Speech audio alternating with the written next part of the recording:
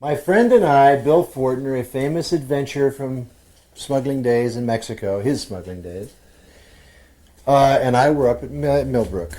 And in those days, it was before Tim opened it up for the kind of general people. It was kind of, in a way, a New York elite thing, if you want to call it that. And there was 22 people there. And it was an absolutely beautiful, gorgeous, peaceful, non-crazy, relaxed day. People had taken LSD. They were walking around looking at the birds, listening to the water trickle, and becoming even more human than they were before. I had a small room. My friend Bill went off to the stable house for some reason, so he wasn't in the big house when the raid happened. But I was up in a small room in kind of a corridor in the third floor, I believe, second floor. And I had my dog, the Great Dane, Tora, with me, and she was sleeping on the foot of my bed. And about 2 or 3 in the morning, 1 in the morning, I'm not sure the time, I heard this sounds like this kind of this animal growling anger sound. Get up, get up! And I, realized that it was some kind of problem, some kind of raid. So I put my chair in front of the door and blocked it. And I had some pot, because Tim Leary had asked me not to bring any pot up there, but I brought it up anyway. And I gave it to a Hindu holy man that I knew and some other people. And I had some. I tried to eat it. And I couldn't eat it because my throat was completely dry. So I opened the window, and the cops were coming in down below, and they had these like Smokey the Bear kind of hats that they wear in upstate New York with a flat brim that comes out like a cowboy hat. And they were running in downstairs, and I couldn't get the window. I was going to throw it out the window. And I couldn't get the window open because it was such an expensive house, and it was just really well made, and I couldn't get the thing open. So I ran my hand right through the screen to punch the hole through it, and threw the pot, held the bag and threw the pot up in the air. It was 2 ounces of it. It went up in the air and came down. And then they were banging on my door. So I removed the chair, laid back down in bed. The next thing I knew, this guy opened the door, and he was one of these cops, this big Smokey the Bear hat with a gun pointed at me and a flashlight in his left hand at an angle like this. And I'm laying in the bed, and the flashlight's on my face, and the gun is, I'm seeing it in the flashlight, and he's screaming at me to get up. At that moment, my dog rose up into his flashlight beam, which he had not seen the dog. And the dog was maybe 2 feet from him. He said nothing, absolutely nothing. He backed out the door and shut the door. So I decided not to go anywhere. And that was Liddy's? No, it wasn't Liddy. But finally, I waited about 20, 30 minutes until the noise stopped on the top floor, and then I took the dog by her chain, big Great Dane, walked down the stairs. And I got down to the kitchen area, and I noticed that nobody was anywhere. And then I saw that people were all kind of herded together in what was the meditation room, or the hall kind of meditation room connection. And they'd taken our meditation room and set up a desk with this huge, fat, like Dutchess County cartoon sheriff sitting at the desk with lights facing the people that would then be brought up to this cardboard, table kind of desk. But nobody ever bothered me. And I was standing in the kitchen. I made tea in the kitchen. And I'm standing in the kitchen making tea with my dog, and in walks this guy with a clipboard. And he's this guy, he didn't have a mustache. And he reaches his hand out, and he shakes my hand. And he introduces himself as Liddy, the Dutchess County prosecutor, and asked me my name. I told him my name. He said, "Thank you very much, sir," and walked in the other room. That was it. During the raid on Millbrook that we're talking about, I observed something I thought was not only kind, but brave. Maynard Ferguson was a jazz musician, Maynard and Flo, that were there, and they're good friends of everyone. And they had a maid. They lived also in the South some of the time, and they had a black girl who was a maid. And this girl was a young girl. She was 15, 16 years old. She was from the rural South. A raid like this sent cold shivers through her body. She was terrified when she saw the helicopter lights or the lights from the cars and the screaming and the officials and the rest. And so she went upstairs and she hid in the attic. So after the police got all the people except me, until finally the very end, me and the dog, in this kind of little herd, they then triumphantly dragged down this young black girl from the top floor and pushed her and say, "See what we got here!" and pushed her into this group of people who were being held there.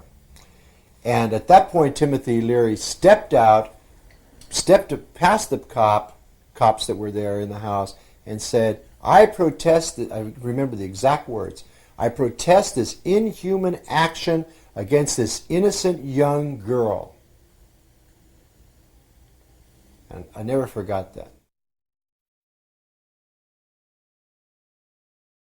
I don't know if it's about bravery, I don't know if it's about mysticism, I don't know really if this is about something, a power beyond that coming through him and showing how this same kind of power beyond our normal human power comes through all of us. But I'll tell you this story. One day, it was summer, and I had just come up from New York, from my studio on the Lower East Side, to paint at Millbrook. And it was early in the morning, and Tim Leary and Rosemary were in the kitchen downstairs, and I got up and I came down to the kitchen. Everything kind of went around about the kitchen. And I came downstairs, and Tim and Rosemary were in the kitchen, and we had breakfast and coffee, and he wanted to go for a walk. So we kind of all three went together. So it was Rosemary and Tim holding hands and walking down from the big house, and right in front of the big house was an old polo field. But during the summer, they had let the grass grow and grow and grow, and so it was very, very high. It was absolutely dry. It was maybe 3, 4, 5 feet high in some places. And it covered the entire polo field, which was laid out in front of the big house, the house where the Shiva is painted.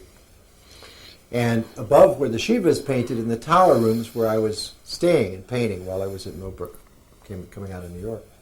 So we walked down the polo field. We got to the corner of the polo field, and Tim pulled out a cigarette, and he pulled out a cigarette, and he lit it, and with a match, and put the cigarette in his mouth and looked at the match, which was burning, and tossed it off to his right, which fell in the grass, and then kept walking. And along the side, the periphery of the polo field. And I thought, gee, doesn't he know he should have put out the match? And so we walked a little further, and he's talking about something. Rosemary's talking with him about something. Neither one of them are paying any attention to the smoke. That is, now you can smell it. So I turned around, and I looked, and here is this kind of mandala of smoke, of fire, with this column of smoke going straight up in the air from the corner. So I walked with him, but he's the kind of the master of the house anyway, the whole scene, right? I'm not going to say, hey, I've said a couple times, what about this? And he didn't say anything. So I'm just back to getting paranoid about Timothy Leary and Dr. Frankenstein again, because I used to go through that myself until I really understood what it was. And so we walk a little further. We finally get to the next corner, and he just takes the match out, lights it, looks at it like a pyromaniac, and throws it up in the air, and it falls in the grass and starts burning. We walk on. In the meantime, the first fire is blazing and shooting way up in the sky, this huge amount of flame and smoke now. This next one is started. He goes to the next corner, which, by the way, borders of woods, thick woods on the property. Big, thick woods with houses in it, everything. And he does the same thing there. Well, by that time, I had had enough. He wouldn't pay any attention to me. I freaked out. I really did. I did freak out. And I ran as fast as I could, panicked, back to the big house. I ran up the big stairs, past the huge mirror, and got up to the tower and was going to grab, just like I panicked really when they, in a way, I tried to eat the pot when the Liddy raid happened. I panicked again. And I ran into the room, and I grabbed all my stuff, and I was stuffing it in bags, and I just got to get out of here. You get the train station, this guy is crazy, But I was still fascinated too, and I realized I was up in the tower, so I looked out the window of the tower, and he's standing there with Rosemary, holding hands, looking at a absolutely blazing, total inferno of arson going on right in front of the house, where the entire polo field was now engulfed in flames. And the whole thing was like shooting up to the sky with smoke. I could hardly believe, what I was looking at. And I realized, if I run out now, I'm going to run out in the middle of whatever's going to come. So in a way, I was trapped in the tower. So I stayed in the tower and I kept watching what was happening. Well, pretty soon, and I kind of calmed down. I actually calmed down. And they were standing there like this blissful couple holding hands. And pretty soon, the sirens happened. And the red fire trucks happened. And they started pulling into the estate. They're racing, and they got to the road next to it, next to where the blazing thing was. And they got out, and they stopped their cars, and they stood there. And then pretty soon the police cars came. And they all said, and Tim and Rosemary were still holding hands. And they were talking to them. The cops would come up to them. And the firemen ran around and tried to put it out near the woods. But basically, they just let this whole thing burn out. He talked to them. And for me, it was completely silent after the siren stopped, because I couldn't hear anything that they were saying. I could just watch them. Like a shadow play. So it all became quite dreamlike, very dreamlike. Like a lot of things that Millbrook became dreamlike. So it was like some kind of lesson, and that's the way I was like looking at it. So I kept looking and I kept looking. Finally, Rosemary and Tim, the fire engines left, the police left, and the thing was burned itself out. And it took half the day, or most of the day. And I guess they put out fire or whatever next to the woods. And they walked back in the house. I laid down and went to sleep. And I woke up, and it was dusk. No. I woke up, and it was the next morning.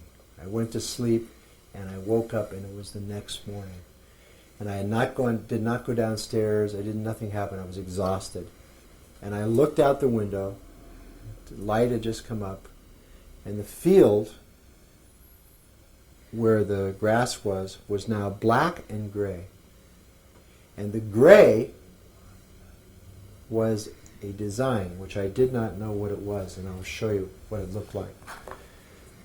The gray design... Get the camera moving in on what he's doing here. Yeah. Move if you have to. The gray design looked like this.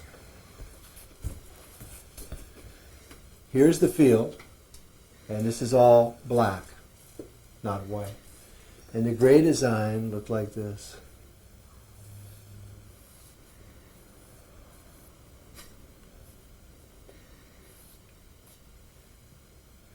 Very close to the Chinese symbol for man. And for me, it was the symbol for man. So I still haven't figured this lesson out.